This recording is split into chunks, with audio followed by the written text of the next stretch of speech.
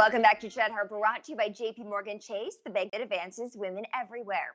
Well, approximately 43% of women step out of the workforce at some point during their careers in order to meet childcare needs.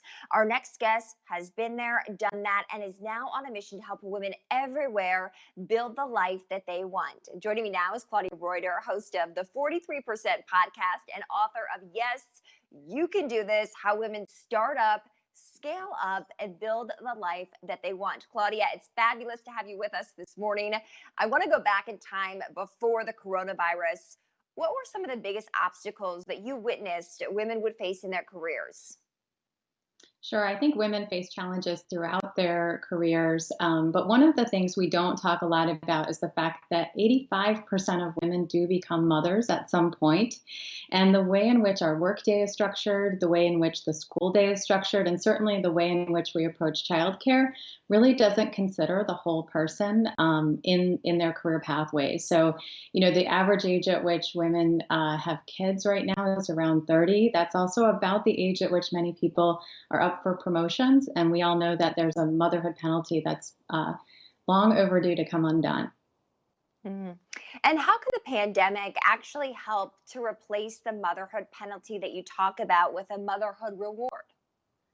Sure. Well, I think one of the positive things that's come out of all of this is we've really now had an opportunity to see what happens when everyone suddenly has a level playing field. Everyone's working at home right now if they're still in a position to do so, and we're seeing kids come onto Zoom calls. We're also gaining a deeper understanding of what it takes to actually manage the logistics happening behind the scenes that allows workers to bring their whole selves to work. So I think we're actually seeing a lot more tolerance for the challenges that women and men face as they're taking on caregiving responsibilities. And hopefully that will continue in the post-pandemic world. And what are some ways that employers are adjusting to everyone's very unique situations at home? Well, certainly, here we are on Skype right now, right? And thank you again for having me this morning. We're seeing everyone suddenly not only shift to using tools like Zoom and Skype and others in order to engage with each other and get work done, but I think we're also starting to recognize the importance of focusing on outcomes versus just seat time. And so we're starting to see that work can really happen at any point during the day.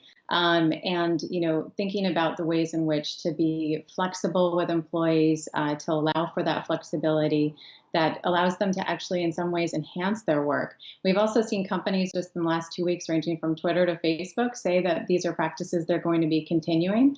And I think that's got a lot of potential for women in the workforce as they're looking to make progress in leadership. And your podcast, The 43%, tells the stories of the paths that women take to try to balance careers and families.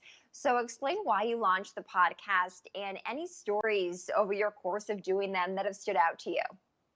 Sure, thanks. Yeah, I started this podcast because I was actually at an alumni event for the university I attended many years ago, and I started to hear firsthand some of the angst that younger women were already facing before they even started their careers, thinking about the enormous amounts of college debt they had taken on and how were they going to make all this work? How are they going to lean into their careers and ultimately also have a family at some point? And I knew firsthand that there's a lot of examples out there of women who have managed to do it. And I thought one of the best ways to educate is to get more stories out there of what's possible.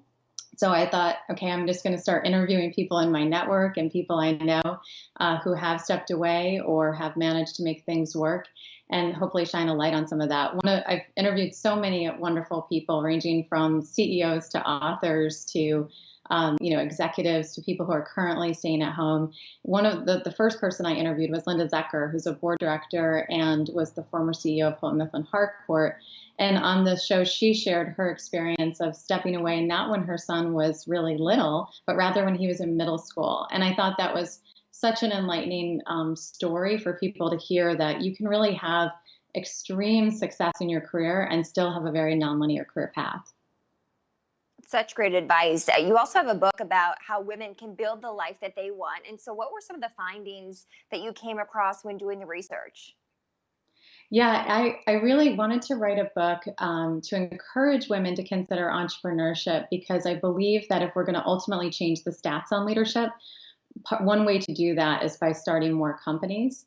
And one reason to become a leader is not just for personal wealth or for your own company, but when you actually have scaled success, you have the potential to change the rules across the board. You can change the way in which people bring themselves to work, the way in which they engage with each other. So much possibility by through entrepreneurship.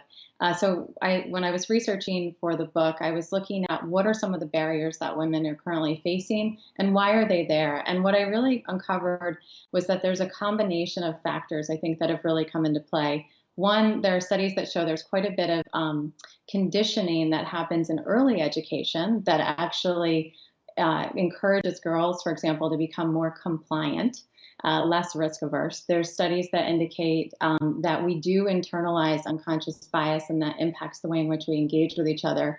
And I think it's important to recognize that until 1975, women couldn't get credit without a male cosigner. And what that really means is that society at that point was saying, we don't trust women with money.